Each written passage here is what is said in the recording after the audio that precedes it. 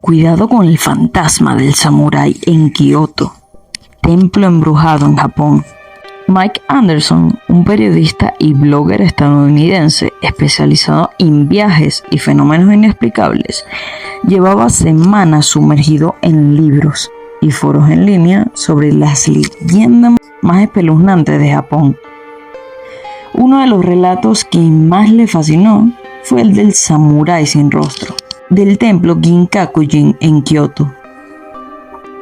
La leyenda hablaba de un samurái del periodo Sengoku que, según cuentos locales, fue traicionado y asesinado por su mejor amigo en los jardines del templo. Se decía que los visitantes e incluso algunos trabajadores de mantenimiento habían escuchado extraños sonidos, como el choque de espadas de metal y voces susurrantes que emanaban del jardín de rocas zen del templo después del anochecer. Al llegar a Kioto, Mike y su equipo de investigación, que consistía en su amigo y camarógrafo Steve y su asistente de investigación Emily, se registraron en un ryokan cercano al templo. Ahí conocieron a Hiroshi, un hombre de edad avanzada que trabajaba en la posada. Al conocer el propósito del viaje de Mike, Hiroshi decidió contarles más detalles sobre la leyenda, incluida la creencia local de que el samurái solo se manifestaba cuando había traición entre los vivos. El equipo decidió visitar el templo durante el día para familiarizarse con la zona y hacer algunas tomas previas para el documental. Recorrieron los jardines meticulosamente cuidados, los estanques serenos llenos de koi y el bosque circundante. Cuando cayó la noche, el equipo regresó al templo, transportando consigo una amplia variedad de equipos de grabación. Instalaron cámaras con visión nocturna en varios ángulos alrededor del jardín de rocas zen y el dojo. Steve puso sensores de movimiento, mientras que Emily configuró una cámara termográfica para capturar cualquier cambio en la temperatura. Habían acordado comunicarse a través de radios de 2 vías si se separaban. A medida que la noche avanzaba, el ambiente comenzó a sentirse más pesado. Alrededor de las 11:30 de la noche, la grabadora de audio empezó a captar sonidos inexplicables. Era como si alguien estuviera arrastrando metal contra metal. Steve, revisando las grabadoras desde su laptop, aumentó el volumen y todos escucharon un siseo escalofriante, seguido por el sonido de lo que parecía ser una katana siendo desenvainada. Emily observó que la cámara termográfica empezó a mostrar cambios drásticos en la temperatura cerca del dojo. Tomando sus linternas y cámaras, el equipo se dirigió hacia el dojo. Cuando llegaron, encontraron una armadura samurái en medio de la sala, en una postura como si estuviera listo para un duelo. Recordaron que Hiroshi les había dicho que el dojo estaba vacío y que no habían armaduras en esa parte del templo. El aire se llenó de tensión palpable. Decidieron regresar a su base de operaciones para analizar más a fondo las grabaciones.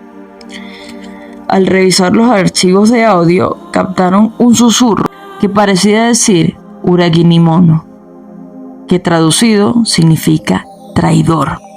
Los 3 se miraron, recordando la tensión y la confrontación que habían tenido más temprano. La mañana siguiente se reunieron con Hiroshi para hablar sobre lo sucedido. Hiroshi les proporcionó documentos antiguos que relataban la historia del samurái traicionado. Había evidencia de que el samurái había sido un general respetado, traicionado en una lucha por el poder y el amor. Para su sorpresa y asombro, cuando volvieron a visitar el dojo al día siguiente, la armadura había desaparecido sin dejar rastro.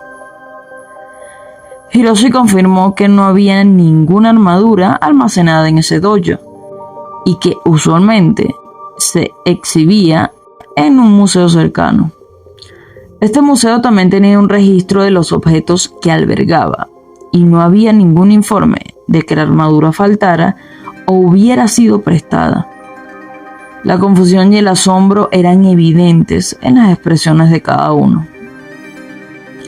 Decidieron visitar el museo para confirmar que la armadura estuviera allí.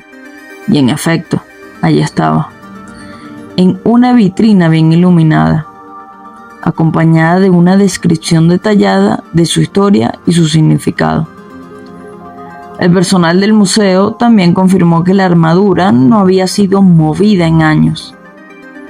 Esa noche volvieron a revisar las grabaciones y se percataron de un detalle aún más inquietante.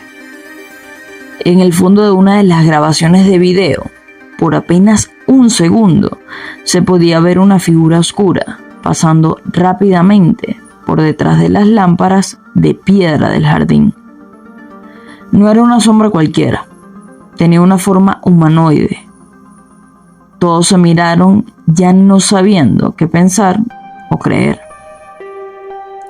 Confrontados con un misterio que desafiaba la explicación lógica, el equipo se reunió para discutir su próximo paso.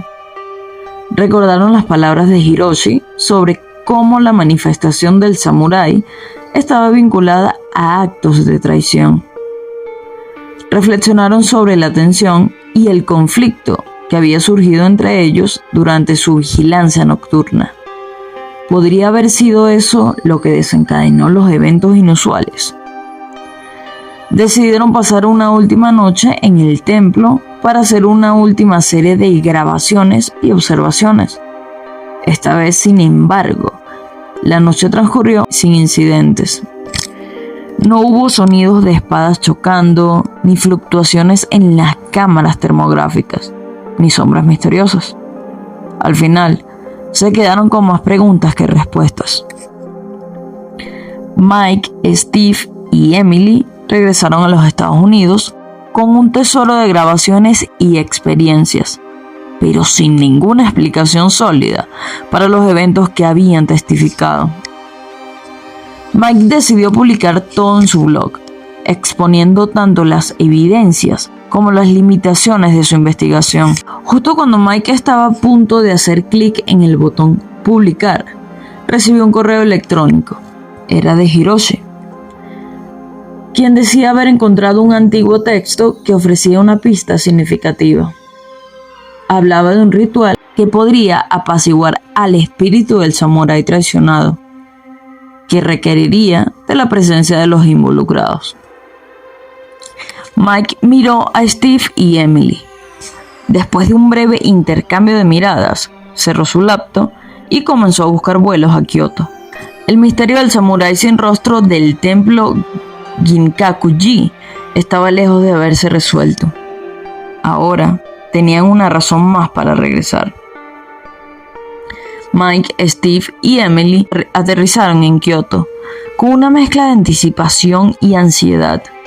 Se encontraron con Hiroshi, quien los recibió con una expresión seria. He estado pensando mucho desde que se fueron, dijo, y encontré un manuscrito que podría arrojar luz sobre lo que está sucediendo en el templo. Hiroshi los llevó a una sala privada en el ryokan y desenrolló un antiguo manuscrito. Este texto describe un ritual que puede liberar al espíritu del samurái. Pero hay una advertencia. El ritual debe ser llevado a cabo por aquellos que han presenciado la actividad del espíritu, ya que son los que están vinculados a él. Con todo preparado, iniciaron el ritual justo a la medianoche, recitando antiguas palabras en japonés que ninguno de ellos entendía completamente, pero que Hiroshi les había enseñado. Colocaron la espada samurái en el centro del círculo y encendieron las velas. En el instante que terminaron de recitar las últimas palabras del ritual, un viento frío sopló a través del dojo. apagando todas las velas. Pero la espada en el medio del círculo comenzó a brillar con una luz tenue. Tan pronto como apareció, la luz se extinguió y el dojo volvió a su estado natural.